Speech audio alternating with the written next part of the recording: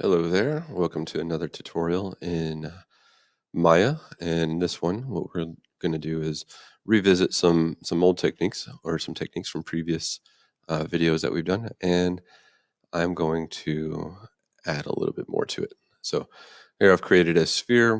What I'm going to do now is create a cylinder. I'm keeping it just centered, just like that. I'm going to scale this down a little bit, move it about.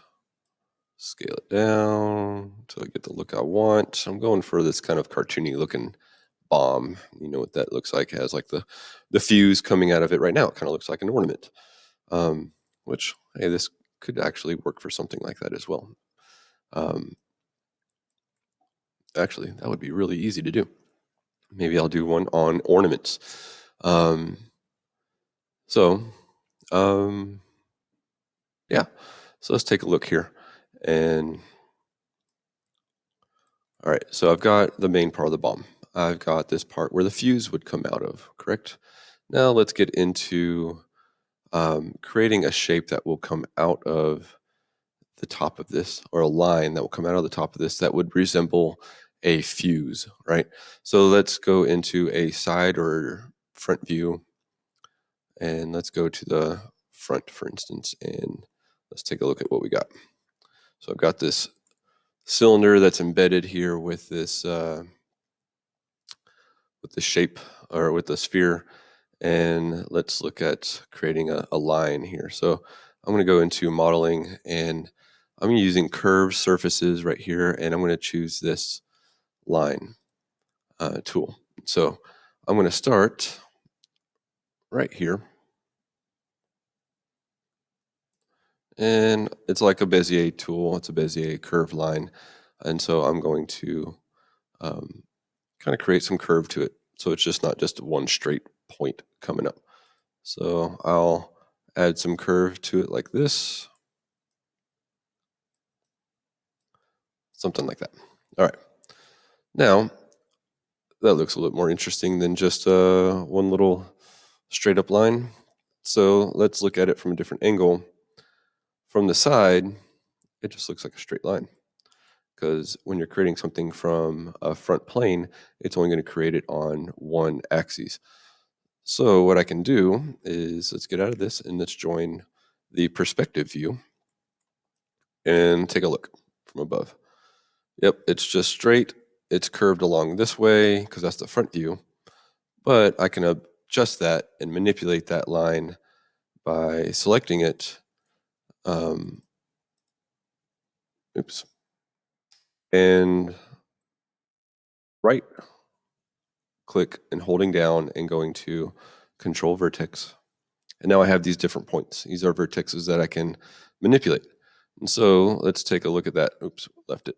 So now that I'm in this and I've gotten my translate tool, I can select these and I can move about and say, hey, I want this to curve this way. Now you're changing the geometry of this line, making it less two-dimensional, making it a little bit more three-dimensional. So now it's got a little bit of a curve to it. Oops, left that. So go back into it, choose this, bounce it over that way, move it over here. It's got a little bit more shape to it, right? And that'll have more effect later. This is just a line. Doesn't really show up. There's no geometry to it. It's got no thickness to it at all.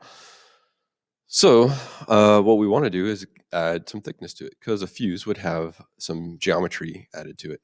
That would most likely look something like I don't know, I guess a long cylindrical shape. So hint, hint, that's what we're going to do. I'm going to go into my front view here, and I want to create a cylinder. I already have a cylinder right here, pretty much placed in the same area. So what I can do is use my translate tool.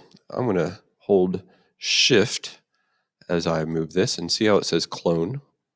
It will clone that shape. So now I have doubles of what I had. Now with that shape, now notice it says P cylinder 2. It's a separate shape than this one down here. I'm going to scale it down. There we go. Added sound effects as well. And move this up. This is about maybe a little bit skinnier, about the thickness that I want for a fuse. Okay, a little piece of string or twine or whatever a fuse is made out of. I'm not sure.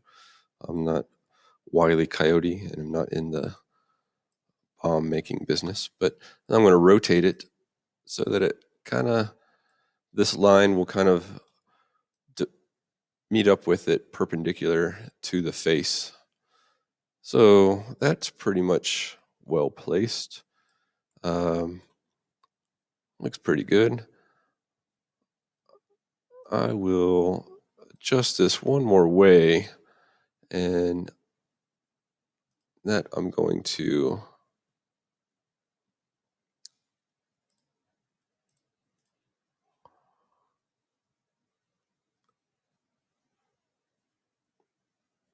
let's see here. Let's adjust it. That's by scaling it a little bit longer and then moving it down this way. So now it's kind of embedded into the bomb itself.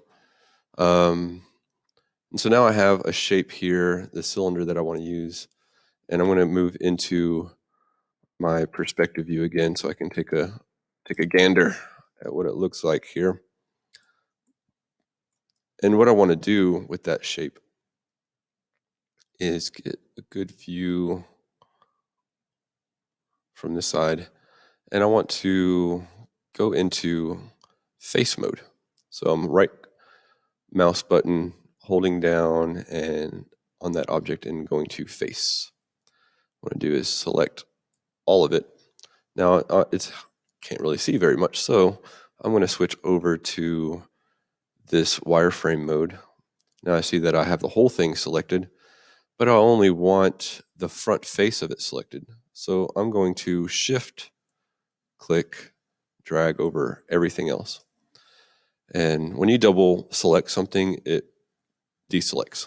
So now I've got just the face of this is selected, because what I want to do is choose that and I'm going to shift select this line, and I'm going to Control E as an echo, and it extruded that face all the way to the end of the line. Okay. Now, it does it in a very weird and random way. That doesn't quite give me the shape that I was looking for, because the cylinder, if you recall, is only made up of just one division here. So what I have to do, when I did that Control E, poly extrude face came up. Now, poly extrude face history shows that I just have one division. So as I zoom out here and crank this up, you'll see as I add more divisions, it starts to take the shape of that line a lot better than what it did before. Now I've got what appears to be a fuse.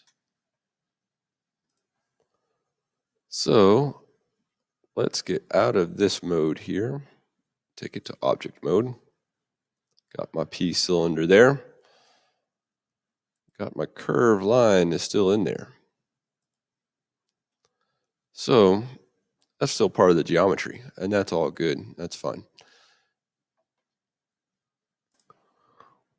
Now what I want to do with this, because I want those things to move hand in hand, I'm going to grab this icon for the curve, and I'm going to kind of parent it within this P cylinder too. So now it's part of the same. So there it is. I go back into here, it looks just like any other thing.